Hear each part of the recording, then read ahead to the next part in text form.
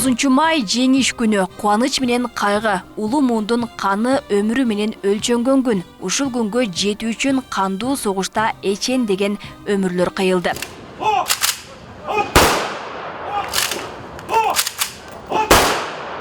Быйыл өлкөдө улуу жеңиштин 79 жылдыгы майрамдалууда. Даңктуу майрам бүгүнкү күндүн бейпил турмушу үчүн майданда кан кечип согушта курман болгондорду эскерүү менен башталды. Жеңишти даңазалаган майрам Ош шаарында да өзгөчө салтанатта белгиленди.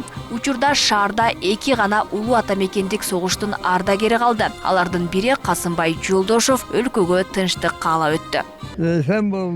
Bayramına kutlusun elinden. Yakşı ötkörlü bayramdı. İsen bolula, bardın salamat bolula. Siledin şu zamandı, siledin ata bu arada kanını alıp gelgen. Şunu yetyatılıp, zamandı silahla.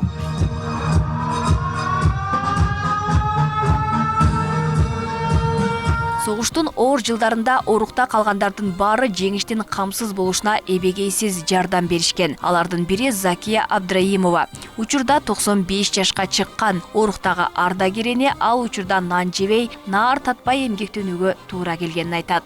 Ошол убакта биз нан көргөн жокпуз.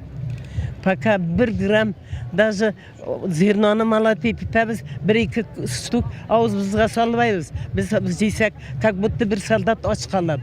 Сондай честный адамдар болду. Аябай сондай малатып итебиз, өзүбүз жейбейбиз, аузубузга да калбайбыз. Но 5 жыл мы голодали. Полуголодный иштедик. Ну, победили. 9 май улуу жеңиш күнү менен чын дилимден куттуктайм. Бүгүн тынчтык үчүн күрөшкөн аталарыбыздын эрдигин эскерип, оорук эмгечтерине сый көрсөтүп, ардагерлерибизге таазим эте турган күн. Мындан 79 жыл мурун жеңиш туусу желбиреп, тарых барактарына алтын тамгылар менен жазылып калган. Улуу жеңиш согуш майданындагы аталарыбыздын кайрымдуу күчүндүгү эрдиги менен орноду. Ал эми эмгек фронтунда каармандык менен иштеген элибиз душманды талкалоого жана жеңишке жетүүгө баа жеткисе салым кошту. Бул жылы жеңиш майрамында 9 майдын салттуу жөрөлгөсү өчпөс полк жөө жүрүшү болбоду. Ага Ички иштер министрлигинин чечими негиз болгон. Мындан улам тургундар эрдик кылган чоң аталардын сүрөттөрүн майрамдык иш-чарага көтөрүп барышкан. Шаар тургундарына согуштук жылдарды чагылдырган театралдаштырган көрүнүштөр тартууланды. Бүгүнкү ушул өтө бир кыйынчылык менен кандуу согуш менен келген байрамды баардыгын куттуктайм. Менин атам бул бир эмес 2 жолу согушка, биринчи жолу жеңил жарадар болуп кайткан, экинчи жолкусунда дагы чакырылган.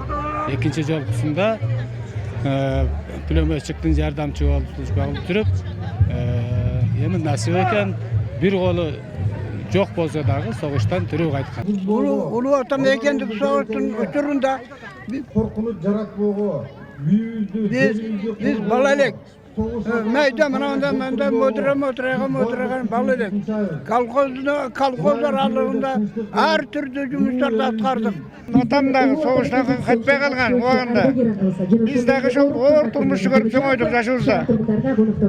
Эми ошо мына жеңиш 79 жылдыгы болуп турат мына. Улуттар аралык согуштун бүткөнүнө жеңиш күнүбүз куттуктайбыз.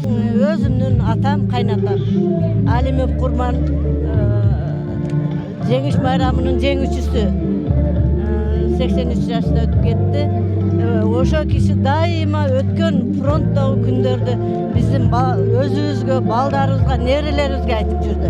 Ошолор бардыгы тарбия. Беле кетсек, 9 май 2 дүйнөлүк согуштун бир бөлүгү болуп саналат. Улуу атамекендик согуштун бүткөн күнү. Апатка 360 миңдей кыргызстандык катышып, тилекке каршы майданда 130 миңден ашыгы курман болгон. 150 миңдей жоокер орден, медалдар менен сыйланып, 21 жоокер даңк орденинин толук ээси.